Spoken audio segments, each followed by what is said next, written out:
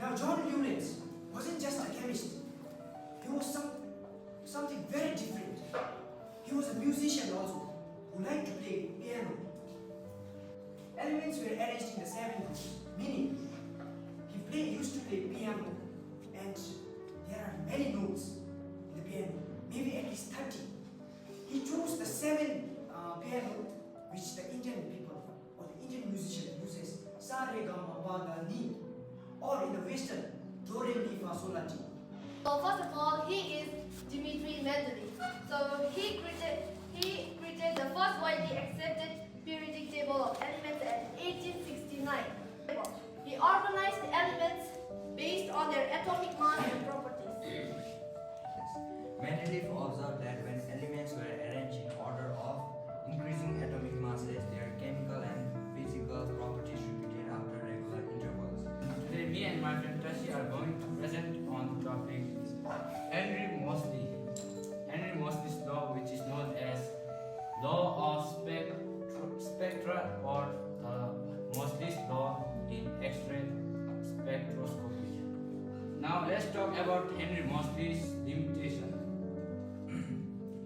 When Henry Moseley was working, novel gases were not fully discovered,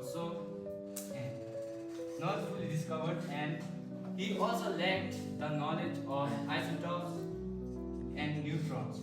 So that made him unable to complete the periodic table. The modern periodic table is based on Henry Moseley's concept of arranging elements by increasing atomic number, not atomic mass. The modern periodic table follows the periodic law, which states that element properties repeat periodically when arranged by atomic. Let's go back and recap, alright?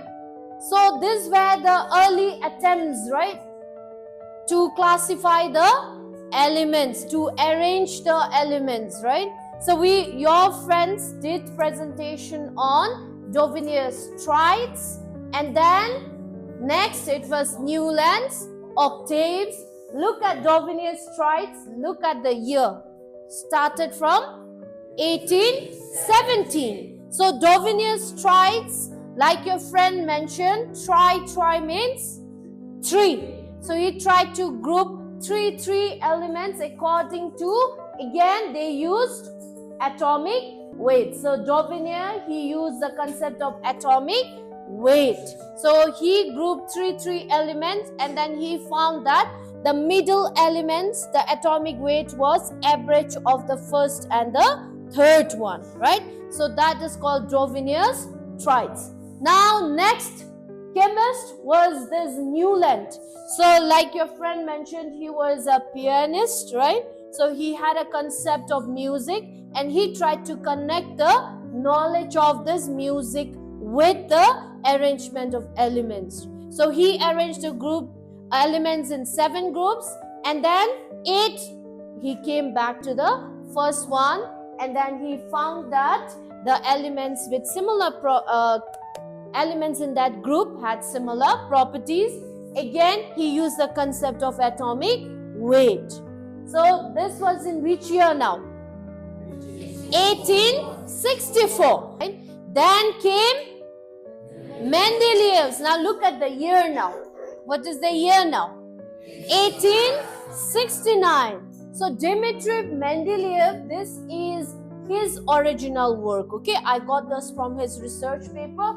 So can you see, like I mentioned, can you see the question mark there? Yes. So this way he tried to arrange the elements. Again, he went this way from top to bottom in increasing atomic weight, right? And the amazing thing about Dmitri is he left gaps. Question mark, but he boldly predicted the atomic weight of that element. He said that element is going to be discovered. And then he already said this element will have similar properties to these elements which are there in the same group. And later on, when these elements were discovered, they found out that the prediction of Mendeleev was correct. Okay, so but then there were some indiscrepancies here. Can you see here? 122, it goes to 128. Iodine, tellurium has 128 atomic weight, but below that iodine has 127. Is it in increasing order? No, right? So there is some discrepancies here. He could not, again, nickel and cobalt, can you see? 59, they had similar weight. He put it in the same row here. Okay, so he could not explain why. Okay, so Mendeleev came, this is Mendeleev's law now. He said the properties of elements are a periodic function of their atomic masses. What did you understand by this? The properties of elements are a periodic function of their atomic masses. What does that mean now? What do you mean by periodic function? Periodic means? How did Mendeleev arrange the elements? Increasing atomic mass, and then he saw that after certain interval, like for example Newland's octave, 1, 2, 3, 4, 5, 7, there was interval of 7. When he came back, after certain interval, elements with same property came together in a group, right?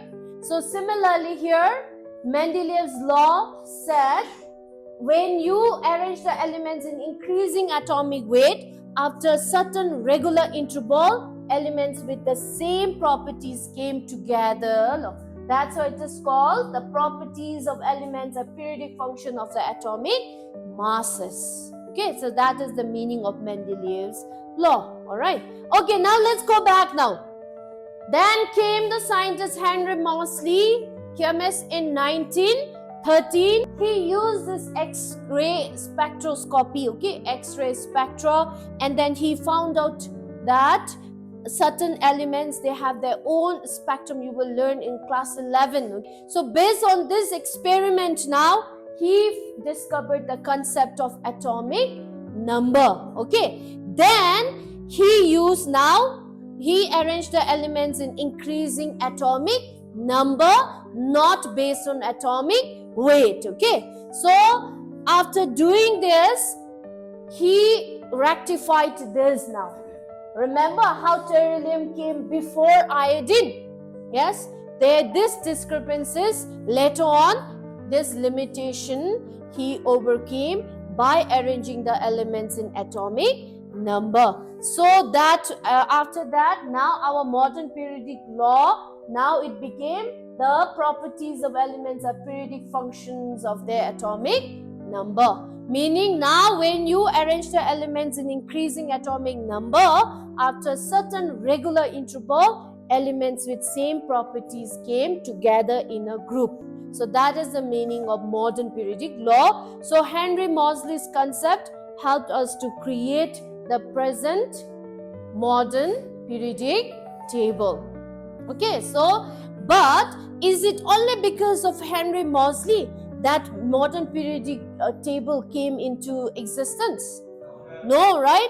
All this chemists here, from Dauvigny, from Newland, Dimitri, and then Henry Moseley, all together, right? Their concepts, their discoveries, their experiments led to formation of our modern periodic table, right? So what can you say about how scientists form knowledge now? Scientific knowledge. What can you say? Or in other words, how are scientific knowledge formed now? Okay, you see, do you think previous knowledge about this classification, trying to arrange the elements, do you think this prior knowledge helped us to come up with this modern periodic table? Yes, right? So scientific knowledge, it is based on prior knowledge. Then the chemists, they built on this prior knowledge and then work on, as in when they, for example, look at Henry Moseley, when he did this new experiment, more X-ray spectroscopy, he came up with the idea of atomic number, right? That helped to, what happened now? Create the new modern periodic table. So scientific knowledge is based on previous knowledge. As and when new evidences, new experiments are done, what happened? Your knowledge of science will progress, right? Then what about this? Do you think the modern periodic table that we see right now is fixed, or do you think it will change in future? What do you think? It will change. So some knowledge, any knowledge, scientific knowledge that you learn today, it is not absolute. Meaning, it is scientific knowledge is tentative. It will change as and when new evidences come into existence. More. Just like Pluto was once upon a time considered as planet. More. Later on, is it planet now? No. Just like that, with new evidences, scientific knowledge might also change. So right now, do you think the elements in the periodic table are fixed, or do you think new elements are being discovered? Yes, new elements are being discovered, right? So now you have to be the explorer now. You have to go and then see what are the new elements being discovered. Then how do you think periodic table will change? Okay, so I want you to